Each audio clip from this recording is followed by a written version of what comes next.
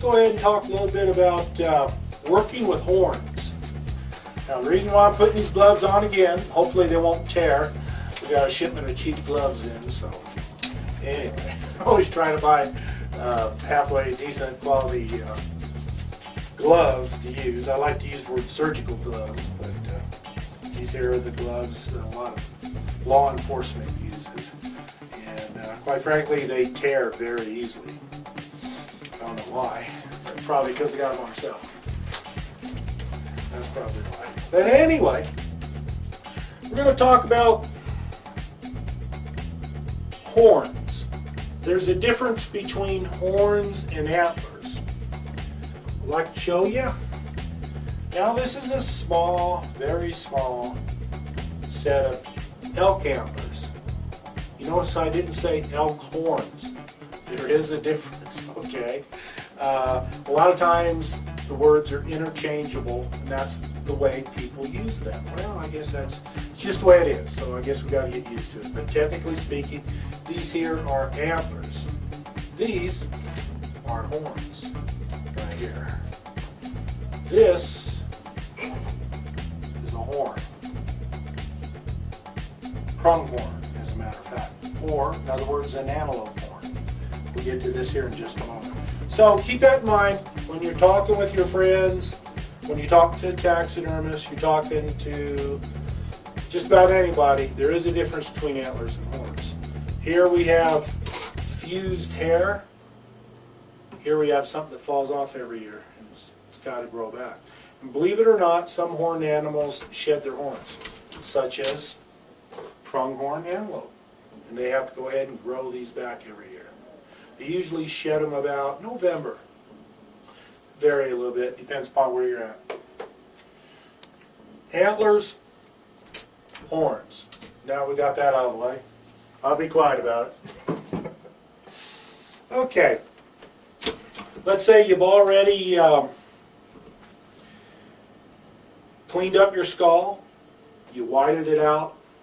Use the word bleach, but we'll just say you whited it out. You whitened it. You can use hydrogen peroxide. Oh geez, there's several different ways to go ahead and do that. Bleaching components, the same thing that women use to go ahead and highlight their hair. Some men do too, I guess.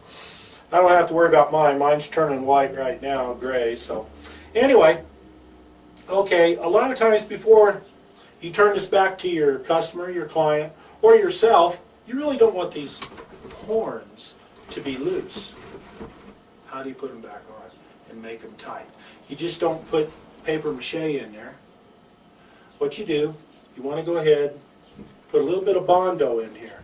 And if you don't like using Bondo, you can use any other medium that hardens and adheres to the surfaces. Now, on here, we can get a little bit of a close-up here.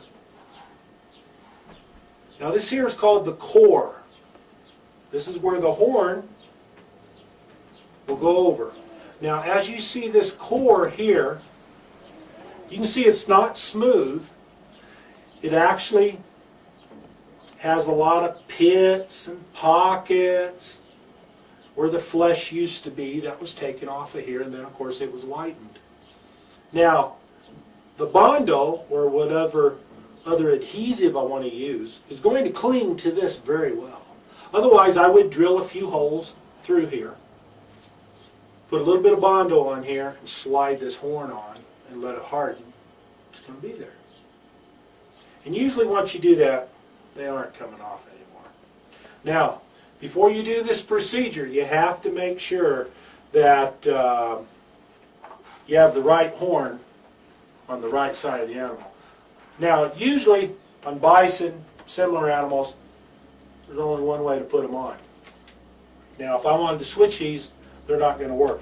This here slides on very easily. This here, looking at the animal from the animal's back, this is the right, this is the left. If you're looking at it this way, this is the left, this is the right. However, we always look at it from the back of the animal. The left horn, the right horn. Now, that can change. People have a different way of looking at things, as I've been told about myself. But this is what we're going to do. We're going to take these off. We're going to mix up a little bit of Bondo. Put this back on real quick.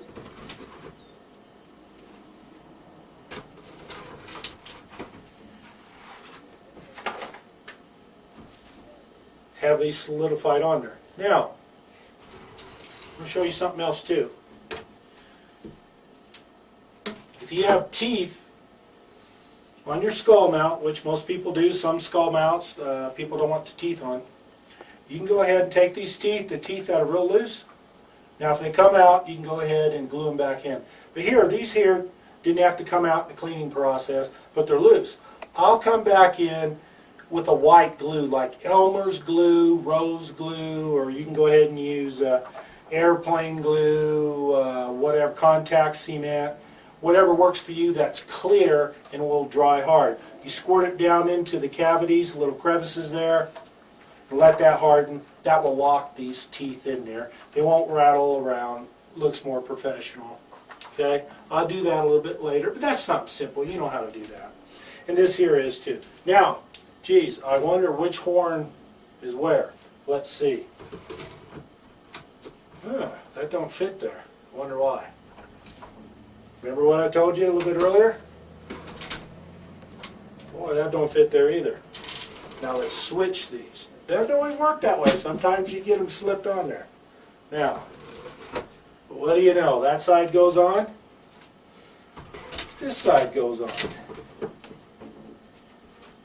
can see, that's a nice looking bison skull. This is a bison skull, or an American buffalo, or the American bison. Just depends upon what words you want to use, and those are interchangeable too. But technically the word buffalo, we're starting to talk about an African species of animal. So we'll just go ahead and use the word bison. This is what this is. Now you've already got it boiled out, clean, dried. You went through your whitening process. I just want to show you. See these cheap gloves? They already broke on me. Isn't that terrible? So what I'll do here is just take these off. This is why when you buy supplies or you think you're getting a good deal on something, I'll tell you what, you got to check your manufacturers and check about their quality, that's for sure. And these here are supposed to be the large ones. Sometimes they work, sometimes they don't. So, make sure you get good ones. This is a good learning point too about anything. You just want to make sure you have good quality supplies. I know, big question, why don't I? Yes, I do. I'm just using these.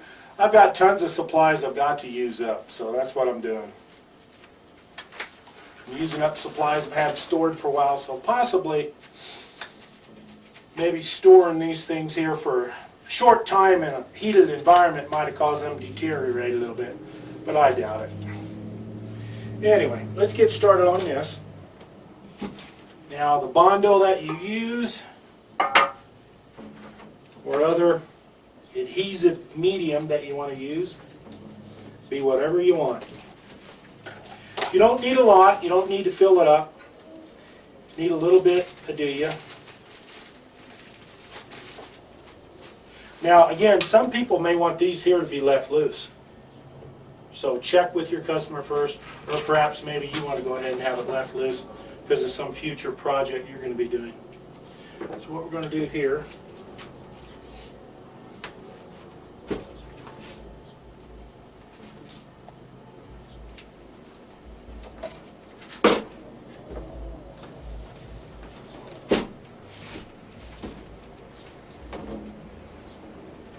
Body filler, Bondo, taxidermist friend.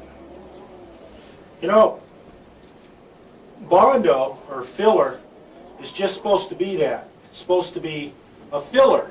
It's not really supposed to bond anything. But hey, we use it. It works on foam, works on a lot of different things. What I want to do here is get a little bit in there. Just depends. What all I want to do with this one. Okay.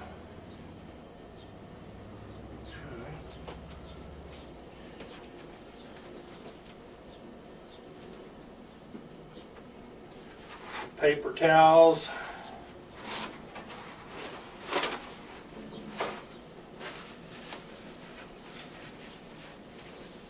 Okay. Set that off over there a little bit.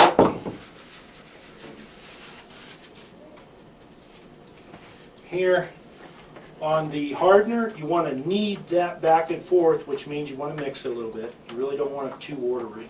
You don't want it watery at all, actually. You want like a little paste to come out. But this stuff here, if it sits for a while, it'll get that way. And you want to be careful, don't squeeze too hard.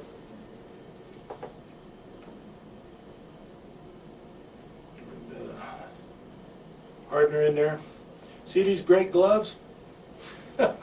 I love this. This is so cool. I get to show off my great gloves. Beware of buying things at a big discount. Well, actually, we bought the company, so they were going out of business. We bought most of their supply and inventory. And, oh well, that's the way it goes. Now, we got to make sure.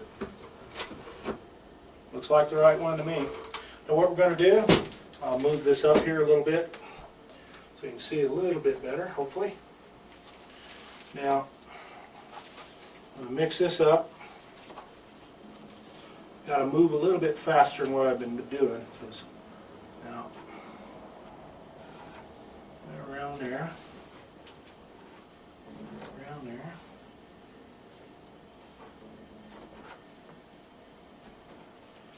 Now again, I want to do this kind of lightly. I don't want to fill it up or do a whole lot. Get this, go down in there. Make sure you don't get it on the outer edges. Make sure it seats in there. What that's doing, that's filling up this little void right here. Going right up against there. Now, let me hurry up. Switch this one around. And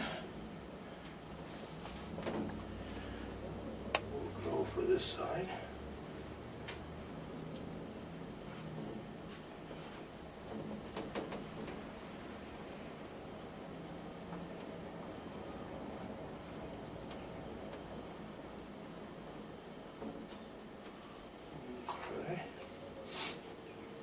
This, go in there, and there you go.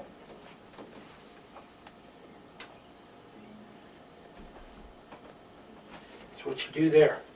Now you could use a little bit more Bondo if you want, and make it a little bit thicker up in here, and you can slide it down. But when you get using a little bit too much Bondo, well, any other type of adhesive, what can happen is as you're slipping the horn back onto the core, you can actually get it on the bottom and just smear it up. Before you know it, you have to do more whiting and clean up the whole works. But almost everything has its drawbacks.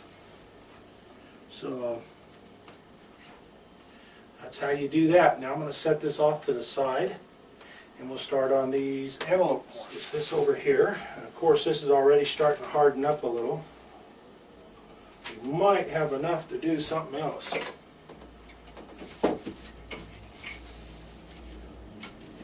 These here are cut for a head mount. Of course, we'll come back and actually go ahead and cut these down a little bit more, but you can see the way we want to get those, the cores. Now what I done with the cores here, I went ahead and I drilled some holes. Went back and forth. Like that. Both sides got a couple holes on each side so it'd adhere better. Left side, the right side.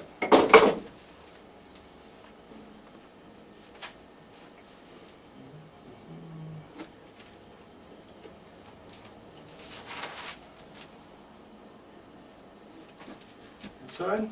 Done. Lay that down. Bondo's starting to set on me. I have to hurry up a little bit.